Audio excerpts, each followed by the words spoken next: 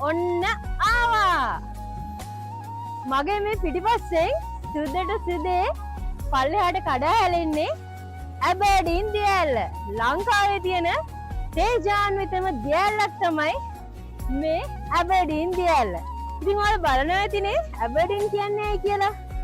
ඒකේ බොහොම රසවත් කතාවක් තියෙනවා. ඉතින් ඒ කතාව තමයි මේ ඇබර්ඩීන් දියැල්ලට එහා පැත්තෙන් ඇබර්ඩීන් තේවත්ත තියෙනවා. ස්කොට්ලන්තික ජාතිකයෙක් ඒ තේවත්තේ වැඩ කරන්න ඇවිල්ලා තියෙනවා. ඉතින් ඔහු මේ ප්‍රදේශයේ තමයි වාසය කරලා තියෙන්නේ. නැවතිලා ඉඳලා තියෙන්නේ.